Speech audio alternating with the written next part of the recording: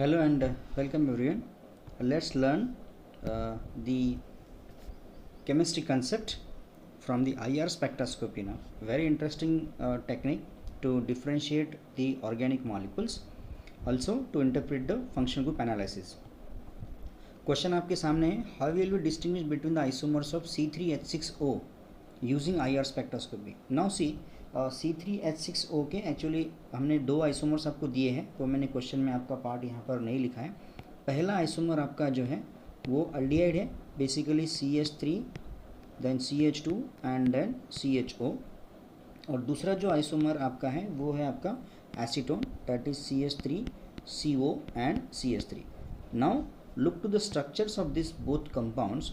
आपका जो प्रोपेनल है पहले वाला, प्रोपेनल किस तरह से रहेगा, CH3 CH2 C double bond OH, ये रहेगा प्रोपेनल.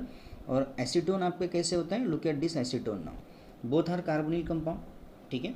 स्पेशलिटी दोनों की क्या है, दोनों में CO प्रेजेंट है, बट एक जो फंक्शनल ग्रुप है आपका वो फार्माइल ग्रुप लगा हुआ है, means the hydrogen is there, और यहाँ पर आपको दोनों साइड से मिथाइल ग्रुप लगा हुआ है, right. This is the acetone. Now see CH3 CH2 CHO means it is the aldehyde. So this moiety is called as aldehyde, या इस पर्टिकुलर पार्ट को हम क्या बोलेंगे, aldehyde. और इसको क्या कहा जाता है, that's called the ketone now. Okay, one is aldehyde, one is ketone. Now let's differentiate these two compound using the IR spectroscopy now. Okay, so proceed for that. एक तो सबसे पहले हमको ये पता होना चाहिए कि जो कार्बोनाइल है इन दोनों केसेस में जनरली कार्बोनिल की जो फ्रीक्वेंसी होती है वो आपकी 1700 से स्टार्ट होती है, राइट. नाउ सी, इसमें मेन आपके फंक्शनल ग्रुप क्या रहेंगे. सबसे पहले तो हम बात करते हैं vibration frequency of CO. We must know about the vibration frequency of CO now.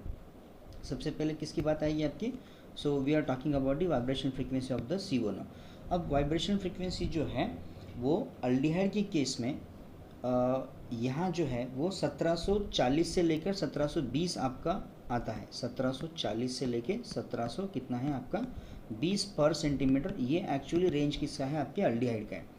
But in ketone particularly acetone जो है वो एग्जैक्टली आपको 1715 पे आपको पीक दिखेगा यहाँ पर. Means we can differentiate. So ज़्यादा डिफरेंस नहीं है. 1725 हम अल्डिहाइड को रेफर करते हैं और 1715 जो है वो आपके कीटोन को रेफर करेंगे अपन, राइट.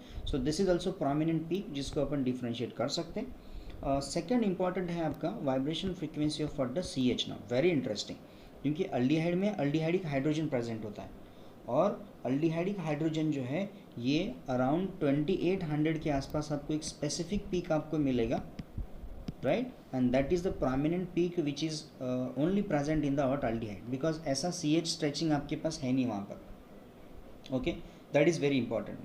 Similarly अब हम बात करेंगे इसमें और एक स्ट्रेचिंग की, that's called the CH stretching. अब ये दोनों में भी पॉसिबल है. क्यों दोनों में पॉसिबल है, क्योंकि यहाँ पर CH स्ट्रेचिंग का जो आपका वैल्यू है it is simple saturated compound. So below 3000 कितने पे, बिलो 3000 पे आपको यहाँ पर पीक मिलेगा. And here also at the below 3000 आपको जो है पीक मिल सकता है किसका, आपका CH स्ट्रेचिंग का. The only thing is that so we can have this is a prominent peak now. और यहाँ पर आप 1725 आप ले सकते हैं. So that means by using that simple values we can differentiate your compound is aldehyde और your compound is old ketone.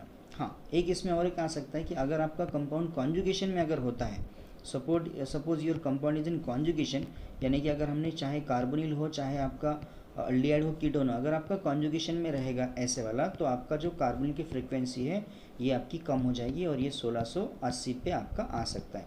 So means conjugated carbonyls always expected to be 1680, क्योंकि क्या होता है कॉन्जुगेशन से वाइब्रेशन फ्रीक्वेंसी आपकी कम हो जाती है. Okay, so this is very simple question. Generally बहुत बार आपको एग्जाम में आता है कि डिफ्रेंशिएट द टू मॉलिक्यूल्स और to isomers from the given molecule formula. तो आपको पहले उसके मॉलिक्यूल्स निकालने हैं और देन उसका फंक्शन ग्रुप कौन सा है ये निकालना है. इन दोनों भी केस में आपका फंक्शन ग्रुप क्या रहेगा, your function group is a carbonyl.